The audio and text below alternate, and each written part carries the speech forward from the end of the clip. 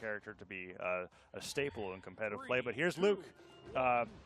People have been playing him, and they've been doing to great success. Not to mention that I feel like Luke, epic crossover for cross, just has fantastic signatures for team combos in general. Just being able to leap with that side stick on the blasters is so quick. And then, if you're ever worried about which side an opponent's going to get knocked to, don't worry about it. Use down sig. Just down sig, and all of your problems will go off to either side of the screen. Sometimes both of them, depending. But here we are in game number 1 of this best of 5. Kyna and Sack doing great on the double Akuma, keeping Bruxo and Alex separated as they get that side air, and they're nice synchronized. Knockouts on either side of the stage. You might as well just cut the stage in half and call it King's Pass, right? Because that's how they were playing it. They each had their own fight. One on the left, one on the right, and they were both winning it. And they come back together to try to force it again. Yeah. In the middle. Oh, okay, good interrupt, and the down sig actually catches the teammate there. Love the down sig on the teammate. That was integral to their play style here. Oh. Went for the neutral signature, but can't quite get it. Neutral light into down air comes through as Kyna and Sack just continue to rack on this damage lead. Alex, that neutral light's not going to hit, and that's going to get you a sword sider into the face. Weapon throw comes forward again, and once more, Alex looking for these starters here and just can't find them. Sack goes off the top of the stage, but Alex is. Oh, well, that was so brilliant. Yeah, I love that was a great chase dodge to move up. Because Alex was just ready to interrupt the recovery of the side air, whatever he would have chosen. Team combo. Picks up the gauntlets, can go for more, but doesn't need it. He goes for the side save. I guess Fiend is just that good, right? Because Kyna, they made Kyna and Sack look like they were struggling, right? And so I was going into this matchup being like, this should be close based off what I just saw. And Kyna and Sack are really crushing it. They're looking fantastic. At this point, Alex and Bruxo, they gotta figure something out. But it's so one-sided here. That side stick comes through, almost gets them off the left side of the stage. But not quite enough oomph. That side stick will take Bruxo down. So we've been talking about 5-stock leads, but we haven't actually seen 5 stocks. Like a 5-stock match. We're gonna see that now, dude. This is nice great the save. Oh, really trying to make the Caster's Curse a thing here, right? We gotta get that evil genie out of the room. I don't know where he's hiding. He's hiding. I don't want to meet him, right? No. He's got to stay. You know, maybe it's in this sandbox. Sandbox. It's not a 5-stock game anymore, Taza. And it's because we gotta get the sandbox out of here. It's because I messed with the sand. You should. Yeah, you're pretty rough with the sand there. And I think the genie's upset. But man, fantastic plays from Kyna and Sack, able to get some big damage put out, of course, again. And those team combos, hitting team combo after team combo. Yeah, it was destruction coming out there from Kyna and Sack. Alex and Bruxo are gonna have to be looking at their legend picks going in there, because it was a little unusual, because I thought it was like, well, Alex, the J-Un was pretty great. I'd like to see you lock that in again. Great Sword was working out to great effect, but no, Bruxo and Alex are thinking about it. And it's going to be the double Rayman. Okay. I know Dalsim's there. Yeah. Epic crossover for Rayman. But it's double Rayman going up against double Akuma. It's quite a change-up from what we just saw. There's no swords. I really wish, sometimes I wish I could, peek into the comms. And no, what is it because they've played against Sack and Kyna before and have been like, you know what, our normal stuff doesn't work. We got to do something different. There are some players, and I will say Alex is one of them, that will go into a set despite succeeding with the character of the previous set because of the team matchup they're going up against, right? And this is something that we've talked about in the past when it comes to South America, very tight-knit region, even competitively, right? When you're going into 2v2 ladder, you get high enough elo, it's just the same 2 to 4 teams rotating against each other over and over again. So having this matchup here could be something to be like, well, we've had success against them with this to some effect in the past, and we've had it prepared, so let's try it. The double Rayman comes out, but Kyna with the double dare. Oh, tries to go for the side. I think Kyna further away to the right. Yeah. So that you get that spiking hitbox, ends up riding the side of the wall, which was pretty cool, but not coolness was not the knockout there. Yeah, that side stick is one of those unique ones where depending on how it lands, it can go in different directions. If it goes into the air, we'll spike down. If it goes against the wall, we'll go up. If it goes on the stage, it goes straight horizontal. Ooh. Fantastic side stick from Bruxo. Not quite enough to get the first stock of game number 2, though. Yeah, side airs, neutral sigs, recoveries coming through. So many hard-hitting moves, but Kyna and Sack are still being able to hold on, and Alex just donates that stock. Bruxo's like, oh, I'm coming with you. Do you like Grandpa? He's like, I mean, I wonder, is it, I don't actually know, I should know this. I'm going to find out the movement speed stats of like fast falling versus gauntlet ground pounding after your teammate in desperation. But it's much more like cinematically interesting when someone's ground pounding after your teammate. It's definitely more dramatic at the very least. So stock leads goes over to the red team, and Kyna and Sack are getting that extra credit however they can. I would say blue team has not been able to even this one up. He gets the side air finally, but kind of still living on this first It's stock. too bad because there was like 5 strong hits that the blue team got really early on where I was like, oh man, if Akuma was just slightly less tanky, that would have been such an early lead. But Kyna takes Sack stock out of there. It's like, hey, or Sack takes kind of stock out of there and says, listen, I need you to be not damaged so that I don't get team comboed. Yeah, I mean, the risk of that, like, getting launched and then waiting for them to respawn so you get power played, definitely a real thing. Although I don't think Sack was just like, I'm going to just take out my teammate for this one. You don't think so? I do. It was a tactical side air. Sometimes actions speak louder than words. Yeah. Right? And in comms, if you just say... sometimes it's faster to just do it yourself but than also, to call for it just looks bad if you just run off the stage and fast fall, right? like, it just confuses everyone. The friendly fire is strangely more explainable. LX trying to come back to the stage here. Sack and Kyna pretty damaged. D-Light recovery comes through. Nice knockout from Bruxo. Goes for the double side sig.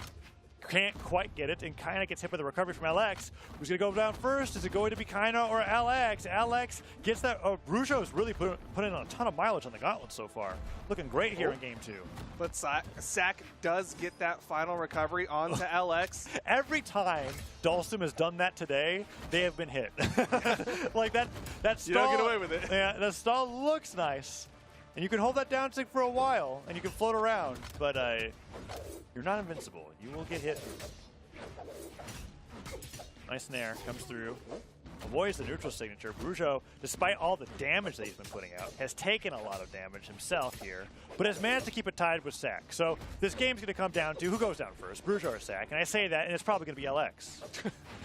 Somehow that's just the way the world works. But like you said, like the damage is definitely there. It's between the two of them for now. You're already seeing those juggles come out. LX, he's taking that damage. I told you, it's LX.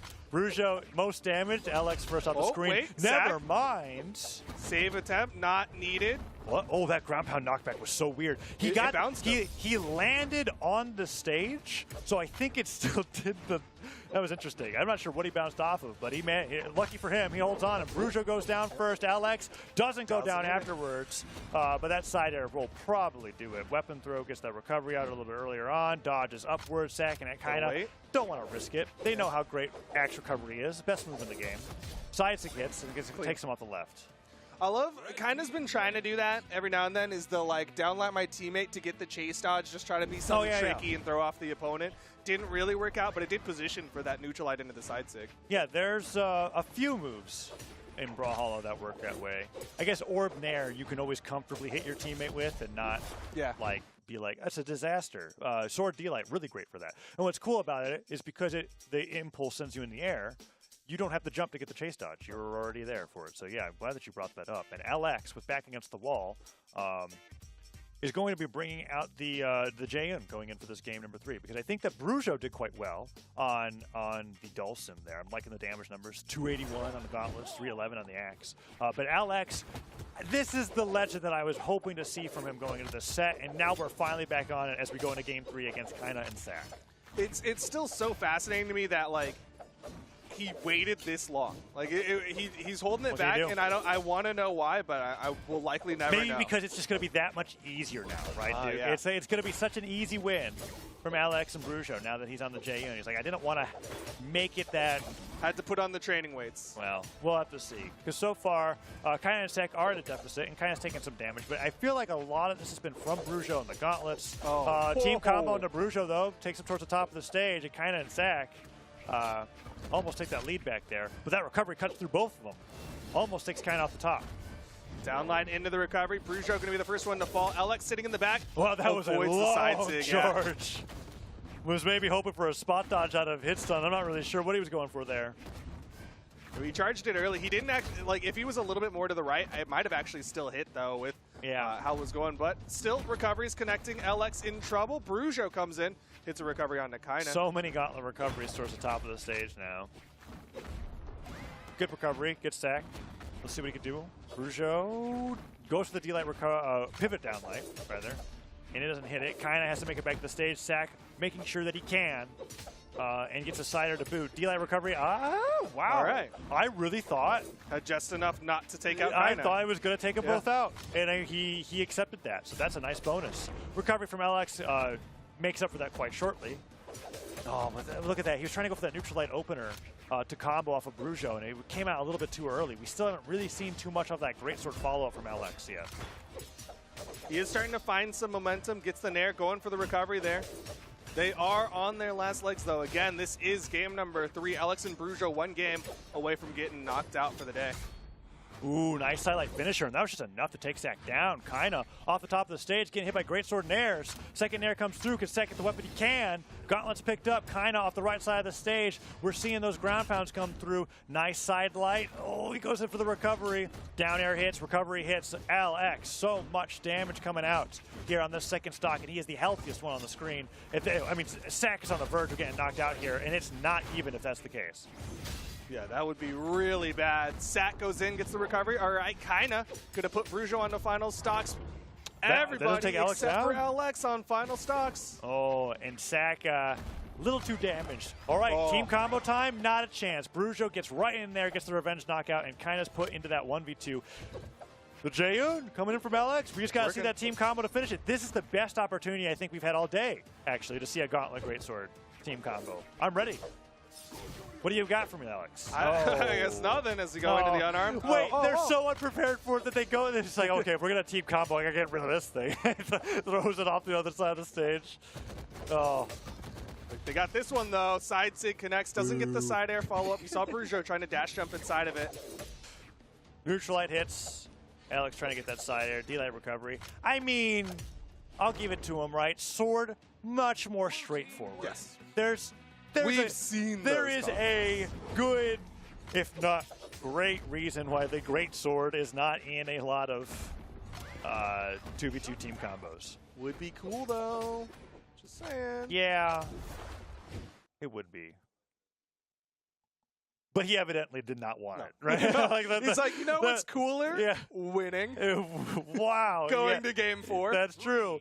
Because I was kind of treating that like it was their 2-0 lead, but that's not the case. Alex and Bruxo have been getting beat pretty bad. So to take that game 3 is a huge deal for them as they go into Brawlhalla here against a double Akuma. And you're right. Winning is a lot cooler than making me go like, wow, that was a fun greatsword team combo. That was a nice little team combo.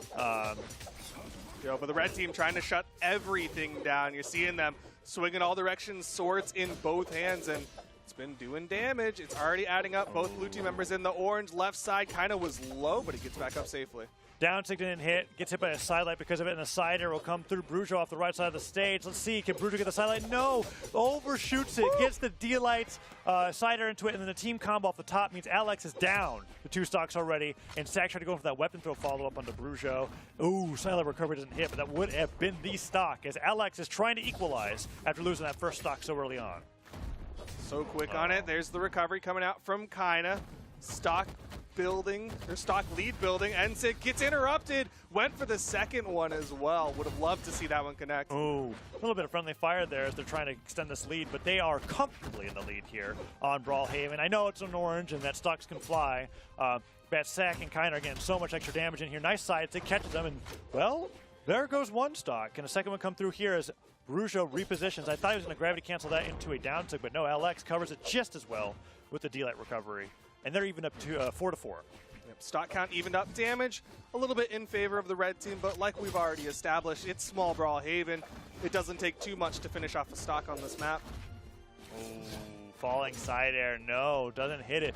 Bruxo, Sack and Kyna have both been doing such a great job of when Bruxo tries to get something started with the axe, being close enough that where when Bruxo opens up with these sidelights, he's overshooting it. I think if Bruxo went for these neutral lights on axe a lot more, he'd be having some more success, but because he's not, well, he's losing a lot of these exchanges, and Kyna and Sack are continuing to get more and more team combo damage onto LX. Yeah, they're so quick with the conversions, getting those tosses. There's the handoff, doesn't hit the downlight. He tried to alley-oop with a downlight. That's tough. Would have taken quick action. Didn't quite connect, though. Sack on the right side. Are they going to try to take him out? Nope. Holding on. Oh, and Sack does go down. Kyna gets hit with a neutral sig after that downlight bridge. Ooh, no! What? He interrupts Bruxo's side sig. I think the side sig would have finished. It would have finished for sure. Let's see if he can make up for that one because that's a huge deal. Kyna does go down, and here's the team combo opportunity onto Sack, but Sack knows exactly what he needs to do. Avoid that X side air, wait till Kyna makes it back to the stage, and Kyna waits until all those iframes are gone before picking up the gauntlets and putting out the punishment. Oh, there goes LX. There goes LX. It's all left to Bruxo. Sack is the more damage between the two of them. Side air. It's time. If he gets Sack, I mean, there it is. That's okay. it. Every time you see a Rayman in a 1v2, you gravity cancel side sig. It's just a rule. It's a rule of the Raymans. My its time was like 3 seconds too early. Okay.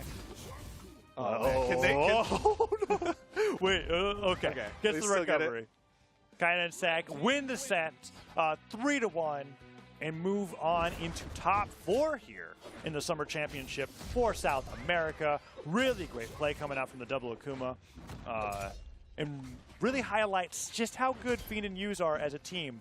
To put them down because they put them down here pretty convincingly. It was so much so that I was